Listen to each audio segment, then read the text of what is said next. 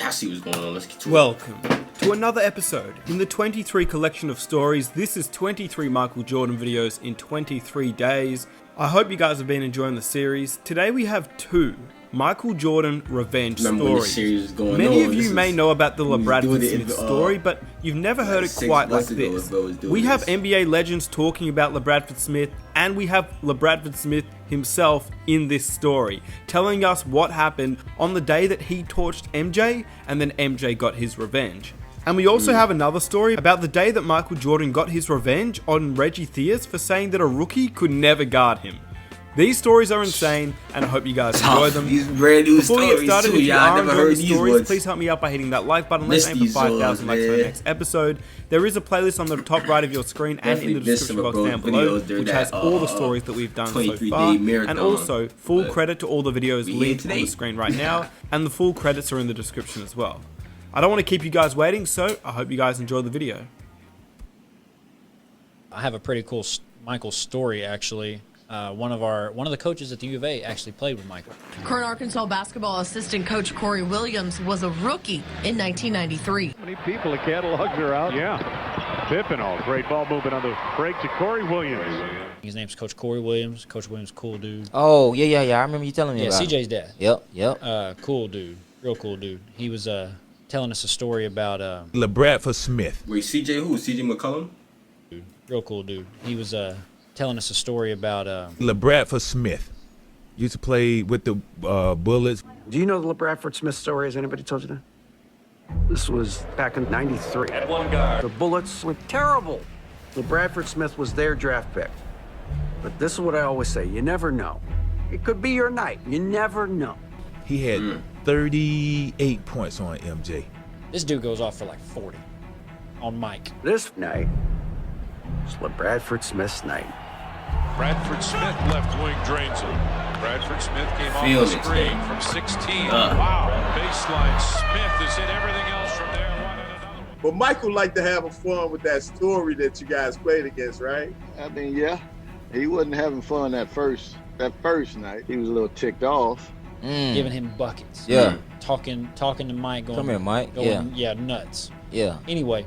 LeBradford Smith had a game. I mean, he had a game of games. Inside Jordan posted up against Smith. And for whatever reason, Michael couldn't make a basket. Spins in the lane. Couldn't get it. Bradford One of those nights. Michael hits him on the body. One of those nights. He's making everything. I'm missing everything. Man. What's going on? No, we're not talking about that guy. We're talking about LeBradford Smith. In Chicago, LeBradford Smith scores 37 points against Michael Jordan. MJ didn't talk to anybody, walking off the court, and everybody was saying, oh, this is the next MJ, and he had scored those many points on MJ. He said that LeBradford Smith, walking out of the gym, had said, "Nice game, Mike." And you knew that this wasn't going to go down well. The next night, he tweet. they play in Washington. And played him on a back-to-back. He's talking about nice game, Mike. They play in Washington. We played him on a back-to-back. I never forget it. So we're flying to Washington. And we had to play him the next night. Michael, he gets off the bus. He was like, he went straight to the gym, like probably slept in the facility. Mike been here since about 4. He told us. He told the team, he was like, I'm gonna have what he had in the first half. And I normally come out early, shoot around. And Rodney McCray and BJ Armstrong was like, hey, LA, I hope you got your rest last night. Well, what you talking about, man? He said, tomorrow in the first half, I'm going to have what this kid had in the game.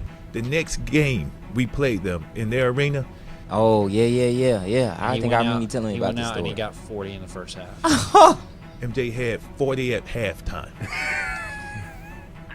40. Get it, too. That's great. I've never seen a man go after another player the way he did. You want to show us?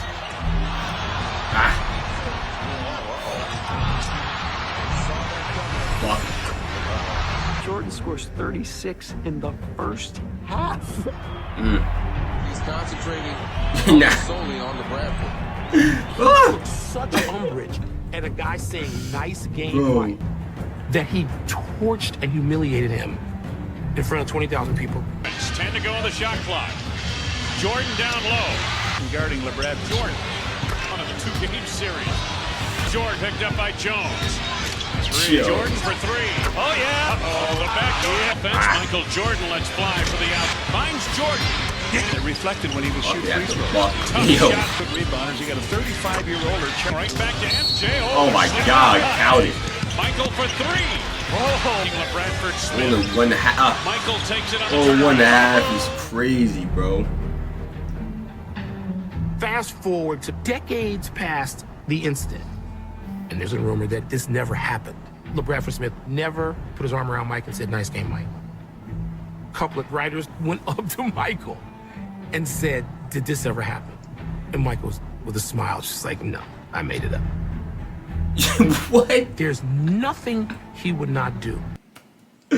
Nah. What, bro? I made it up. That's ridiculous. I heard people say Mike would that make up stories. You know what I'm saying? To give himself a boost, I guess, a competitive edge, you know.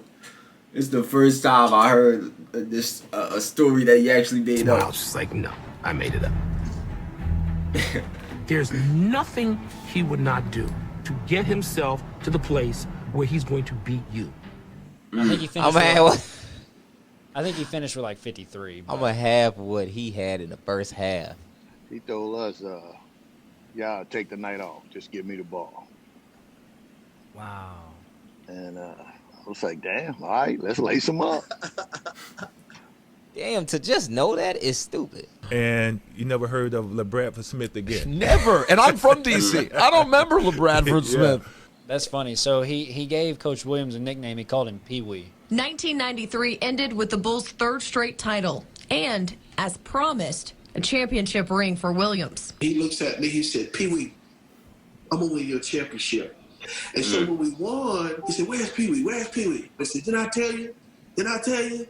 And so he gets on national TV. You know, from Corey Williams to Ed Neal, all the guys that were on the injury reserve. This is a great Michael Jordan.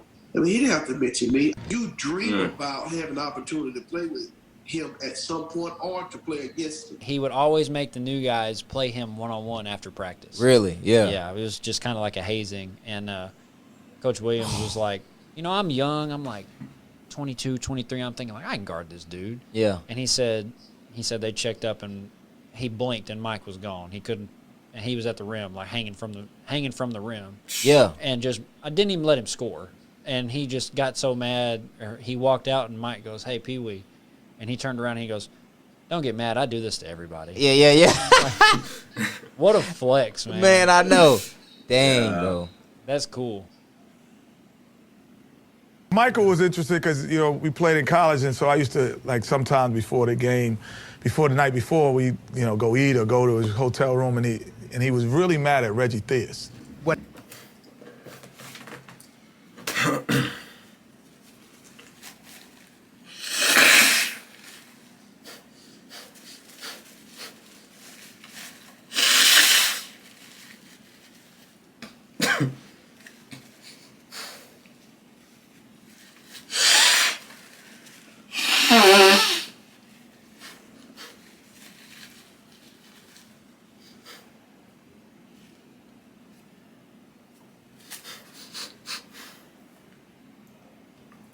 We, you know, go eat or go to his hotel room, and he was really mad at Reggie Theus. What happened is when I was in Chicago, I thought I was going to live there forever. But then when I got traded, I was like a man without a city to live in. Because when he got traded, when Reggie got traded, Michael was the draft pick coming in. The Chicago Bulls pick Michael Jordan of the University of North Carolina. I missed playing with Michael Jordan by 15 minutes, by the way. How about that one? That's crazy, all right, right? Tell that story. I really never thought that I would leave Chicago, but your trade deadline is in February, and it's February at a certain time. And obviously I was going through, you know, problems with Kevin Lockery at that time, and they wanted to trade me. But it would serve the organization right for them to wait to the last minute and no one say, you know, we're going to give you his value and the deadline pass him up, and I end up staying for the rest of the year and being a pain in the ass for him because I will not be quiet. And Reggie was like, there's no guy who can replace me that's a rookie. 15 minutes before the deadline where they couldn't have traded me, and they drafted Michael Jordan the next year. in that draft. So he said, just tell Reggie that I'm going to get 45 tonight. So I went to the locker room. I said, Reggie, Michael said he's going to get 45 tonight. Live from Arco Arena in Sacramento, KOBR Sports presents exciting NBA action as the Sacramento This Mike has a rookie host too, the man. Chicago Bulls. At 6'6" from North Carolina, Michael Jordan. At 6'3" from North Carolina, Kenny Smith.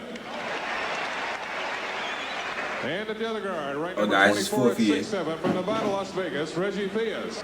Reggie Theus against Michael Jordan. And here's Michael J., the man that many have come to see here in Sacramento tonight. Jordan, the drive, gets Theus in the air and scores off the glass. Well, Jordan, I'm going to take it to off the work. glass. I'm going to take it to work. You know what I'm saying? 9 to 5 all day. Break and Jordan the lay-in, but the Kings charge right back down court. Theus the Oh, drive. trying to get his trying to get his buckets. That was a little wild though. Tempo's picking up. Get down, Mike. Pass to Sellers from Jordan. How about that play? Thompson shot blocked He from goes, behind and we by out. Jordan. And that's another category he leads the Bulls in as he goes back the other way to score it. Really slow down your steps, Mike. Fundamental. Very fundamental. Change your pace. Change your speed. Come in. Yeah, that gets a cheer from the crowd. Yo. He's on his heels. Look, no. You change your pace. Change the direction. Ah. On the dribble off to the right, takes it in and He goes. steals the ball. Here's Michael Jordan on the Off to the drive. braces. You keep hitting him with the chip. You know what I'm saying? A little in and out. Change my pace. Change my direction. He's moving at a different pace than him, bro.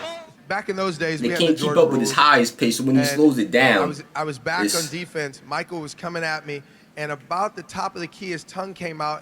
Jordan to steal. Tongue hanging out everywhere. And I could see it in his eyes. He was about to dunk on me. Of course, I had fouls to give. He never made it to the rim. He ended up on the floor, which was normal. Michael Jordan made a big difference because if you didn't guard Michael a certain way, he would embarrass your entire team.